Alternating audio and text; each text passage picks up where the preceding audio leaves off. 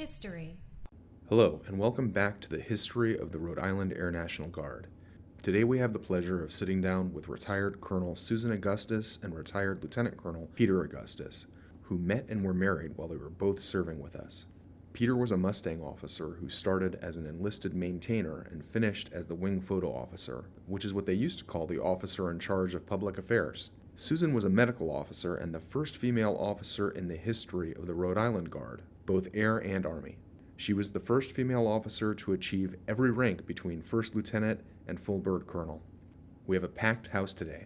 I'm also joined by Lieutenant Colonel Darren Sorensen, who you'll remember as one of our unofficial unit historians, Master Sergeant Kelly Case from Medical, Master Sergeant Susie Reyes, who runs the best recruiting team in the DoD, and Staff Sergeant Christy McDonald, also from Public Affairs, is listening and writing me notes when I forget questions. So let's get started. Colonel Susan Augustus and Lieutenant Colonel Peter Augustus, welcome, sir and ma'am, and why don't we start by having each of you walk us through your careers and milestones with the Rhode Island Air National Guard. My name is Lieutenant Colonel Peter Augustus, United States Air Force retired, the third. Anyway, I started enlisted in 1960, and I was assigned to the dock crew, which is, we maintain the aircraft, the HU-16s. And I volunteered to be at the time, a flight mechanic, which they gave us a nice title of flight engineer later on. And I flew many missions around the state and cross country. And one day I raised my hand when they were looking for officers. And lo and behold, I was commissioned a second lieutenant with 3 years credit to the first. And my old supervisor in maintenance said, you know, you're an officer because you were a lousy mechanic. I said, thanks a lot, boss. So they kicked me upstairs, and now I had turnaround. I would send my photographer down to take the pictures of them trying to work. I said, I'll hold it, got it. And it was a nice relationship being a Mustang. In fact, on a cross-country trip to Germany, I was volunteered to be a bus driver because I was the only one in the group that had a license to drive a bus when I was enlisted, which carried over to my commission status. And for a day or two, I drove a bus. I would pick up the maintenance people, and they'd look at me, they didn't know what to salute. I said, get on board. And those were funny days. And from then, I just progressed up the ladder in public affairs and grew along with the unit, both in named designation and aircraft assignments. On one of the trips that I followed the hospital unit over to the Azores, I ran into Susan, which I've been not studying her, but she was first everything. First captain, female captain, first nurse in the outfit, first lieutenant colonel, first full colonel, nice press. Anyway, I decided to go with the hospital unit to the Azores, mainly not because of Susan. My father was born on Teseda in the Azores, and my mother was born in St. Michael's in the Azores. So I had this opportunity to get on board and do my thing. And the funny aside was, I was assigned a staff car, but there was none available, so they gave me a station wagon. So I said, fine, I'm not proud. So I drove around the island in my station wagon, and I received a call one day that, get down to the motor pool. I said, oh, I have to turn this thing, I guess. So I get down to the motor pool, and I run into a Sergeant Green, who I met at the Air Force Academy when I was a liaison officer. He was working at the Air Force Academy, and I was there visiting. And he said, we've got you a sedan. Oh, fine. So I get into my sedan, thank you very much. Drive up to the hospital, and the first sergeant comes out and said, what are you doing with that car? I just was assigned. He said, they took it away from the commander. Boss. Anyway, Dr. McKee, nice man. he said, I really didn't want the car in the first place. Would you mind taking me to the golf course? I said, sure. Were you able to see your family when you were in the Azores? No, the family they all passed away, and what I did do, my next door neighbor had an aunt Tessera, that was caught up in the earthquake, and she was in a refugee camp. She and I, Susan and I, went to the refugee camp and looked up the aunt, and lo and behold, we found her. I speak Portuguese a little bit, and between her little English and my little Portuguese, we had a nice conversation. When I got back home, my next door neighbor was ecstatic. She was a Portuguese professor at UMass Dartmouth. Wonderful woman. Anyway. We had taken some pictures for her. Yeah, we took some photos of the aunt and the camp and the people that she was with. It was quite nice. Was that the reason you went to the Azores, was the refugee camp? Two reasons. One, I wanted to get to the Azores to see my where my people were born. And secondly, it was good press. I mean, the hospital unit, always good for photographs, locally, nationwide, you name it. Well, that year we had, they were doing a drill, an exercise, and the whole point was to show how the National Guard could integrate with the active duty and just work seamlessly. So we had, actually, I was the patient. We hadn't got me OR. Everybody got into their gowns and sterile stuff. And I was the patient, and then it showed one of our people as an OR tech, and it was a great story for him. A side to the story was, I'm squeamish about operating rooms, and I wouldn't go in. So I sent my photographer, and I said, Ruthie, take the picture, please. I can't go in. So, ma'am, how about yourself? And I know you had an incredibly historic career, so much so that you were a great scoop for your husband several times. Not a story. Yeah, can you walk me through your career a little bit? Okay, when I was working in the recovery room at Rhode Island Hospital, one of the nurse anesthetists was a nurse in this unit. And he was always trying to encourage me to get into the Guard. And I was seriously thinking about it. Because I was about to go to anesthesia school, and that would be a big cut in my income, and I needed a little something extra. And at the same time, the neighbor of my parents was a loadmaster in the unit, and he was always telling stories and encouraging me to go in. So I said, well, I've always wanted to do something with service, but I don't want to do active duty. I don't want to be away from home. So this would be perfect. So everything just kind of came together. So at the time, we were just a TAC clinic with probably only about 35 members. So there was this nurse anesthetist that I worked with, and myself were the only two nurses at the time. So I became the chief nurse of two, which is kind of silly, but as the unit expanded, we got more people. So I came in as a first lieutenant. A year later, I was promoted to captain, and he was there to capture every first. And it just progressed naturally. Everybody thinks it was extraordinary, but to me, I was just doing my thing. And what were all the first, ma'am? And it's not bragging if I ask the question. Oh, first female officer, first female everything, first lieutenant, captain, major, LC, colonel. And this is in the entire Rhode Island Guard, not just the Air Guard. Right. That's incredible, ma'am. The 143rd started out at TF Green. Can you describe the facilities at TF Green? Describe sort of what it was like back in the TF Green days. In the early 60s, my office was in the main hangar building. The hangar building was home to civilian airline also.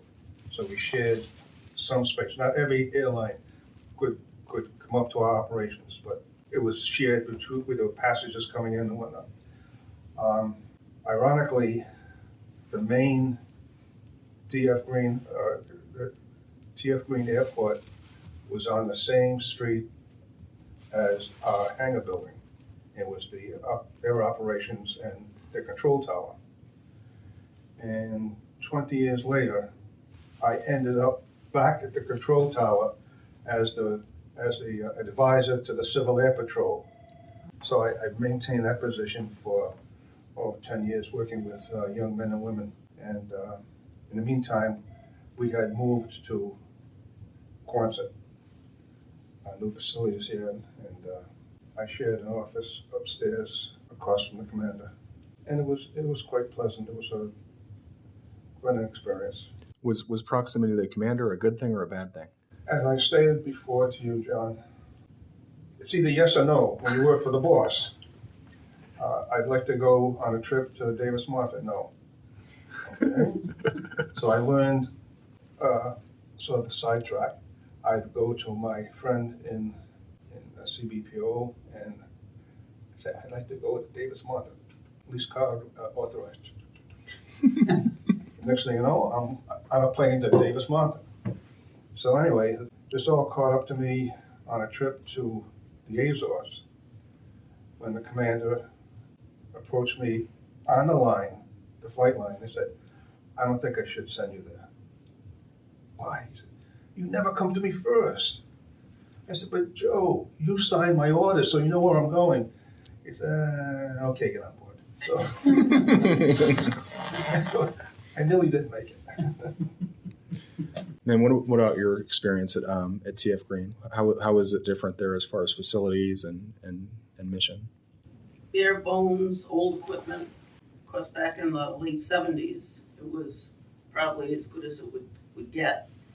But it wasn't anything like it is now. And we didn't even have regulations on paper.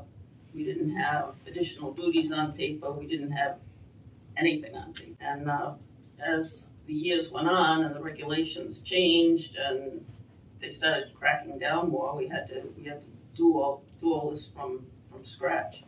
And when we became a hospital, that expanded our manning document. My position became a major, and we got more med techs and better equipment.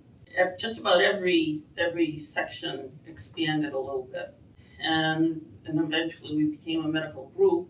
It's been interesting to watch because most of the people in the unit didn't do the same job in the civilian world, and to see them on annual training fit right in and do their military job like it was something they always did. It was very satisfying. So the training is effective. It was good to. we were in a building across the street. I think the Army Guard still there. Airport Road. Armory, yes, ma'am. Yeah, it was good to get out of there because it was all like 50s tile and it was really kind of depressing. So it was good to get here and start all over again. Incidentally, the hospital unit or clinic unit failed an inspection, and Sue was tasked to restart the hospital unit. For a year, Sue kicked butt. End result, an outstanding award on the inspection of the hospital unit. And in that year, she was on a fast track for a 1-star. The star was authorized for that position. It was a tough year, marriage-wise. We were married at the time. And Sue would spend 2-3 days down here after work and on Saturdays and Sundays to kick butt. As well as my 4-day-a-week job Right. at home. I mean, it was so bad, some of the hospital records were up under a ceiling tile. We're hidden up there for some reason. So you said it was a tough time, and we talk. Now we talk a lot about resilience and what allowed your marriage to be strong and survive during those times. Willpower. Well, we talked about it and basically listed the good things and the bad things about, why we were having trouble. And I said, well, the marriage means more to me than anything, so that's when I had my 20 years in. And I said, it would be nice, but let somebody else be the first female general. And so I decided to take my retirement. So you gave up being a general for love. For love. That is the most. Wow, this exceeds all our expectations for this podcast. We did not think we were going to get anything so wonderful. What disappointed me was that the first female general wasn't a Rhode Island Air Guard. That's right. We've got General Bauman now. So, Yep. What about the mission of the Air Guard while you were in? How did the mission of the Air Guard, or the mission of medical, or the PA mission evolve over the time that you were in? The medical mission is basically about the same. It was to train and prepare to fill in for active duty. It expanded over the years, but it basically stayed the same. Our aircraft and title changed 3 or 4 times while I was in. I went from a troop carrier to a special ops, air commando, TAC, and now Airlift Wing. Physically, we wore many hats. I had the black hat, I had the jungle cap with my captive bars in front. In fact, there's a photo, if you go to my Facebook page, there's a photo of me getting off one of the aircraft, a U-6 Beaver, in my PA photographer role with my cameras strapped to me, and I'm running off the aircraft. So it was quite a change, and good press. Boy, I'll tell you, we at one point at Special Ops, we supported I call them Sneaky Pete's, the Army Special Forces people with their black faces and make paint and whatnot, coming out to an HU-16 on a rubber raft at night, and they get up to the raft, and we take them off, we put them on board and then take off and drop them down in Charleston somewhere. And then I'd have to get out of the aircraft. I was the first aircraft in. This was enlisted now. And I would get off the aircraft, and they'd give me a fluorescent lights. I have to stand on the edge of the runway like this, and the plane would come in for landing. I would have taken a step back when they were asking me, for the volunteer for that one. But we supported the Army people, and I had the pleasure of kicking the paratroopers out the back door. Out the door. You were talking about the integration between active duty and the National Guard, and I would say after 1990, the Gulf Storm timeframe, we really were integrated, and that's when the National Guard came to be pretty much peers with the active duty side. So it's kind of interesting when you talk about regulations when you first started in 1978. A lot of times there were Guard waivers for things because we were only there as a traditional, on the drills. And so did you get any push at that time in the 70s and 80s regarding elevating the role to line up with active duty? Or was it the Guard was still separate at that time and had their own mission? No, well, we had our own mission, but it was to actually what we did in 91 with Desert Storm. We were supposed to go to England for annual training, and we ended up going to Langley, and that's when I think we really made our name, is that we filled in seamlessly, and we've been doing it ever since. That we have. That's when I started as well, as the Gulf Storm era. But, I did see a transition as I walked in the door as, in my very early 20s and seeing people that were there for 20 years. And a lot of them were Vietnam veterans at the time. Mm-hmm. And the Guard, I just seemed to walk in at that transition point where I remember going to tech school and all the active duty airmen would roll their eyes at guardsmen at the time. That was just the reputation we had. It was like, oh, you're here for a vacation. Exactly. Were there a lot of Vietnam veterans when you started in 78? This nurse anesthetist friend that helped get me into the Guard, he had been in the Army, and he had actually been in Korea. And he was injured in Korea, so he wouldn't have gone to Vietnam. But And how about you? Did you encounter a lot of Vietnam veterans in PA? Not really. What I did encounter was, at first, being almost a second-class citizen as far as the Air Force was concerned. And now we're here today training the Air Force people how to fly and how to survive. It's come full circle. In the beginning, we received second-hand aircraft just pulled out of the boneyard and assigned to us. Yeah, the A models were Vietnam veterans. Yeah, right. Mhm. Oh, came from Vietnam. I believe the A models came from New Hampshire. And New they- Hampshire. New Hampshire, Right. correct? And the E models were from the Pacific. So I believe that the E models had some Vietnam time. I think we got one from the Philippines and a few more from Thailand, I believe. Right. Yeah, and we had a lot of problems with those because they were in the Pacific. They struggled in the maintenance side to keep them flying. Our maintenance people are outstanding. I heard that from back in the day that they took planes that were not flyable and they made them up to code. So A funny aside, we were on a C-130 coming back from a deployment, and we landed at Pope, and on final approach, the pilot came back and he said, "Pete, take a look at number 2. Yeah, there's a crack."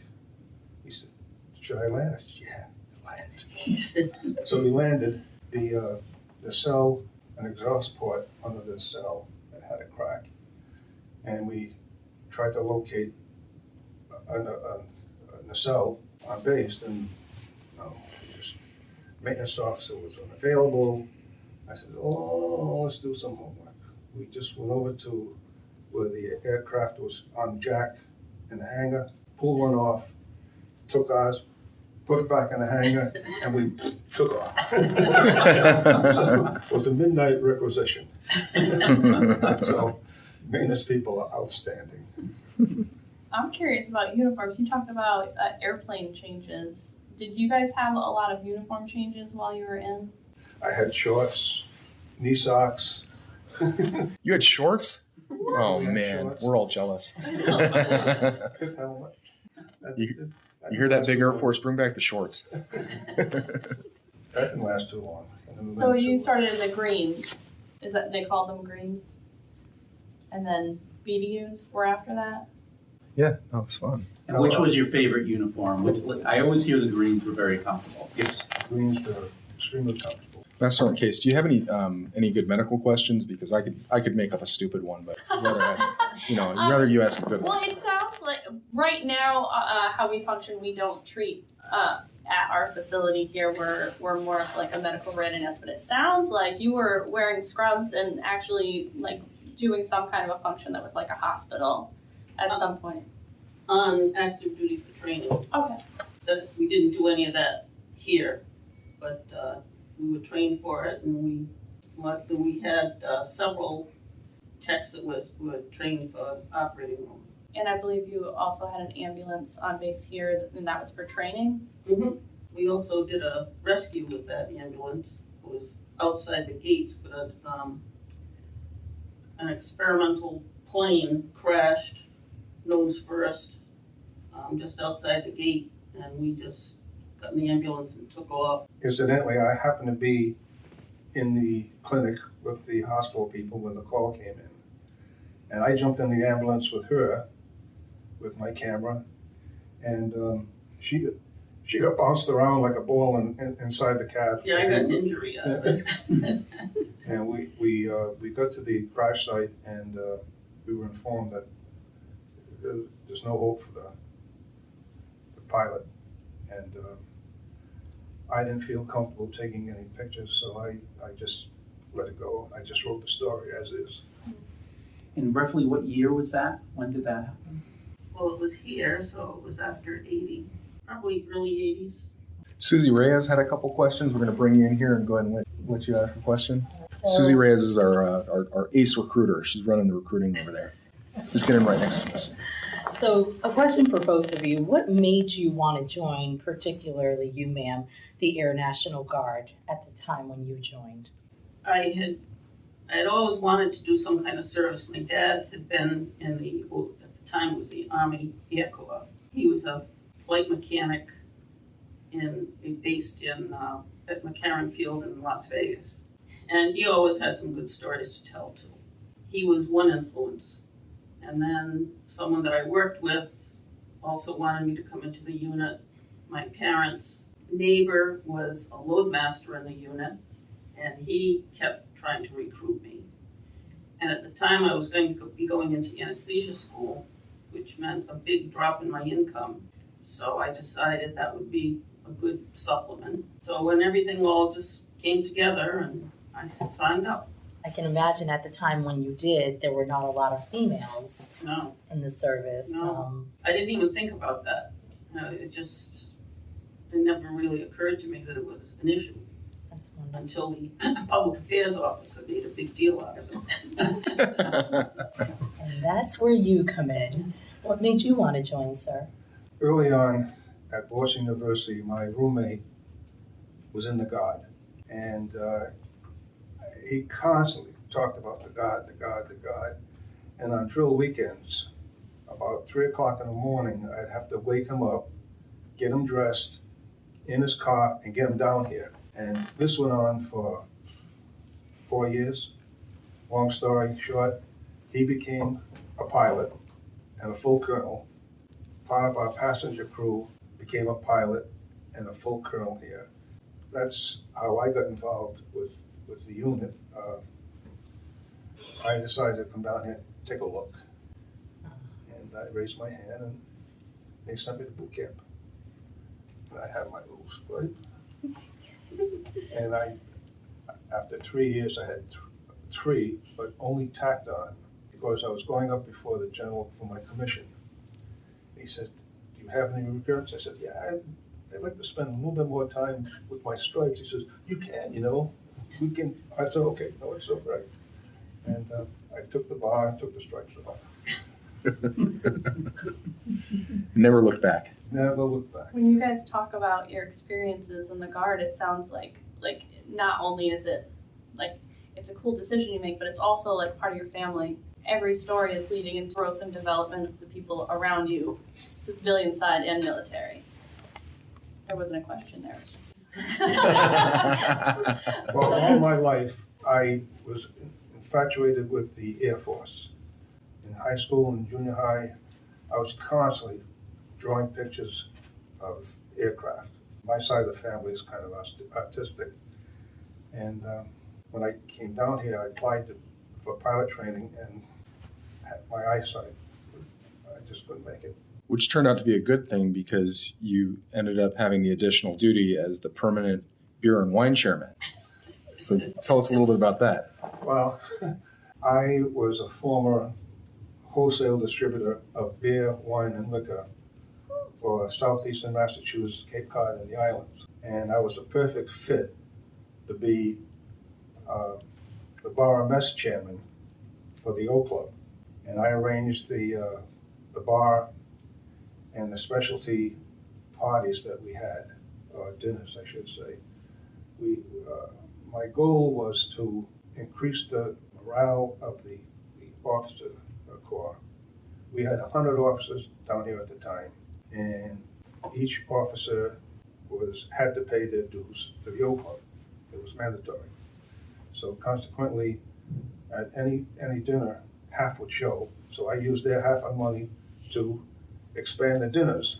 And we had themed dinners. And Chief Warrant Officer, head of the mess hall, Jimmy Shagman's father, very cooperative. We had Portuguese night, Greek night, Italian night. We also had cheese parties. And I learned early on not to serve cube cheese anymore. After a few drinks, the party sort of got out of hand and the cubes started flying over. My very first officers club meeting as a new first lieutenant, I'm in my spiffy new uniform and I'm just so proud of myself. We get into the officers club and like he said, we get a few drinks and all of a sudden the cubes start flying. So my Archie Barbarian, he was a big boy. So he said, get behind me. So I kept flying, and he was taking all the hits. So my uniform remained pristine. But that was my welcome into the O Club. I was feeling no pain at the time, and I got behind the commander, and I had a bullseye, and I rose. And he looked at me and says, Augustus, I'm going to get you for this. So consequently, no more cube cheese. Sliced cheese, that was it. And to this day, we have no cube cheese. Now we know how it started. But the Air Force wasn't all shorts and cube cheese back then. You guys did support some very serious missions. Can you talk about some of the times you really had to step up and answer the call? Well, for us, it was that Desert Storm. That was the first really serious. The medical unit was also activated twice at the Institute of Mental Health. When they went on strike, we had to go in, act as nurses aides, whatever. I was in charge at night. Somehow or other, I pulled the night shift on a cancer unit. So there were a lot of special treatments and special medications, and it was tough, but we did it. We got through. At one point, we supported the mission in Panama. HU-16s and flight crew would run the Central South American route. We resupply the embassies with personnel, refrigerators, anything that they required, and it was a good chance to see Central America between Nicaragua, El Salvador, Panama. I got to fly on the missions, and good press. And tell me a little about, you said you did a little bit of reconnaissance photography too. Yes, our aircraft at the time would fly a Z pattern, a zigzag pattern, not to alert the enemy. And at each turn, or initial point, I'd have to take a photograph. I did it in a heliocoria. And I'd have my Nikon, and we'd get over the LZ or DZ, and he would fly a tight circle, and I'd bring the camera straight down because the camera doesn't move, the aircraft does. Mm-hmm. Anyway, I did that many occasions. At one point in heliocoria, we came out of a steep bank, and I swear to this shirt. I said, "You okay?" I said, "I think so." He says, "Grab the wheel, pointed towards the horizon." Okay. Hey, this is great. So I became an instant pilot. My dream. You know, Susie told me I was going to get to fly the planes when I joined, but they still haven't let me. If either of you were just giving advice to someone who is a young airman just entering the Air Guard, what advice would you give them? Do it. I would say volunteer for everything. My first instructions were don't volunteer for anything. And that was not my nature. At boot camp, the instructor said, "Anybody know how to march?" I said, "I do." I happened to be in the drum and bugle corps as a civilian. Incidentally, my trumpet player, instructor, was in the Guard also. I didn't know it at the time, but it was Ennis Pisbano, who was a retired colonel and living in Bristol now. I became a squad leader. So I led my little group of 12 guys. One of the members of my unit on my boot camp flight was from Rhode Island. There were 4 of us or 5 of us, and he was short in stature. He's a full master sergeant down here. He's still working, I believe. And he was a lousy marcher. He was out of step constantly. And when you do a mass formation of 144 men, everybody's doing this, he's doing this. So anyway, the person head of the formation came running off the bandstand, grabbed him and said, "Get back there. We're going to send you back for 2 weeks to learn how to march." What I did for him, I made him permanent barracks chief. So he never had to march again. And he and I became good friends. And even to this day, if I see him walking down the street, I go, Peter, hey! But anyway, I received an order that I was now photo officer. Okay, I'm photo officer. Next thing you know, I have 3 female photographers working with me. And And you said they were the first female airmen in the they were unit? the first female airmen to come into the Guard. And what year was that? I would say early 70s. And do you remember any of their names? Ruth Baxter, for one. Mhm. The other 2 girls, Donna Donna Rettenmeyer. Rettenmeyer, Nortenberger. Yeah, it'd be fun to talk to one of them too. If I- since you did the podcast, you guys can recommend victims to us, and we'll go find them and try and get them to come in and feed them donuts. Ruth would be a real good candidate. She was one tough cookie. You were in uniform. You have to be professional. I cannot be Major Dear. Call me Major. Call me anything else, but don't call me Major Dear in front of the general. So anyway. I have a question about travel. You guys talked about some pretty amazing places and opportunities that you've had. Do you have any that stick out in your mind as one of those that was awesome? Well, the Azores, obviously. Azores, Germany, Panama. We didn't go across the pond. Well, actually, one trip. Travel actually was another incentive, because I kept hearing these stories from these 2 friends about every place they'd been, and I said, wow, get to see places that I have been to places that I would never have gone to otherwise. Well, we went to Davis Mountain quite often, and that was always good. And once we got integrated the first time, they remembered us when we came back, and like he said, we weren't second-class citizens anymore. We were part of the team, and that was good. But the Azores was wonderful. We went to a brunch meeting with some of the folks after we had retired, and they had just had a good inspection. So they were told the unit could go anywhere they wanted for annual training. They wanted to go to Hawaii. So we were listening and we're saying, well, now when is this going to be? So they told us. I said, any chance we could tag along?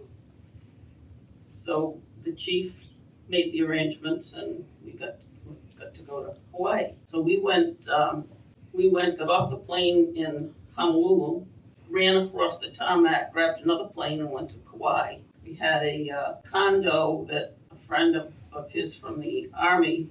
When I was enlisted, my crew chief on a 16 was Tom Shorthall. Tom Shorthall left the Air Guard, went over to the Army side, and became a helicopter pilot. Tommy Shorthall had a townhouse in Kauai. It was located in the most prestigious area of Kauai, overlooking Valley High. So he said the only stipulation is I had to pay with rent. He said, I'm going to just rock bottom rent. Write down anything that needs repair or painting and make a punch list. So I made a punch list for Tom, and we spent 2 lovely weeks in this townhouse you wouldn't believe.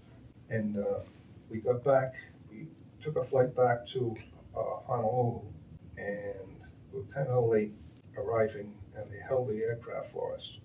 Well, prior to that, we checked into the BOQ, Bachelor Officers Quarters. Sue being an 06, we figured they'd give us a room. And fine. I said, Tisha, you're in that building. I said, okay. It was another townhouse for an 06. And the building officer said, no generals are coming on board, so we're going to give you this stuff. So they gave Sue the townhouse. Very nice. I should say I know Tom Shorthall. When I was president of the National Guard Association in 2012, he was the retired Army officer rep. Many people do not know this, but he was the helicopter pilot of Governor Garrahy during the blizzard of '78. He would fly him all around the state, And I don't know how many years he did that, but he was the personal pilot of Governor Garry at that time. And he always talked about Hawaii. He loved that spot. So I knew him well. He was a great guy. Another annual training that stands out was Okinawa. That was fantastic, and we got opportunities to get out on historical type tours. They would tell stories of the war and how the Japanese treated them, and that was an incredible trip. Did you do the cave tour? Yes. I was stationed in Okinawa twice actually for a year each time. Yeah, that's a great tour. There's so much history on the island. Yeah, those caves. I mean, stories you never hear of in the history. Ma'am, when you achieved the rank of colonel, in staff meetings, was there any difference between you and the male officers? Did you ever feel like any difference? No. Can you talk a little bit about that? No, and as I said before, I never really thought about it. I always felt like I was treated as an equal. So if anyone had a problem, they weren't telling you. No. Very good. Well, it's great that you were just blended into the unit, even though you were the first of many firsts for the females. And I know roughly right now we're about 30% female. I'm not exactly sure like what it was back then. When we look at the numbers today, roughly around 30%, are we talking less than 5% back in the 70s? Or what would you, if you had to guess? And I think the majority of the females were probably in the medical unit.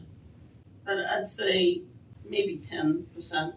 So you guys both served for quite a long time. What was it back then that got you to continue serving and staying in the Air National Guard? Is there anything specific or multiple things that you were like, it wasn't even a thought, you're going to continue serving as long as you can? When I first went in, I was using it as a supplement to my income. I thought I'll do 4 years maybe, and then it got to be 4, and I said, well, I'm enjoying myself. I feel like I'm doing a service. I'll stay a few more years. Well, then when you get to 10, it's like, why throw away 10 years when in another 10 I can have a retirement? So I just stayed in, and I enjoyed the work, and it was a lot of satisfaction and a job well done. The year that we got the excellent inspection was probably a highlight. Well, at the end of my 20, I was a lieutenant colonel, and the commander said, "Pete, you're coming up on promotion." I said, "Well, I think I'm going to step aside." I was in a lieutenant colonel slot, and there's no place for me to go. And he said, "Well, think about it." And I said, "No, I'm going to step aside."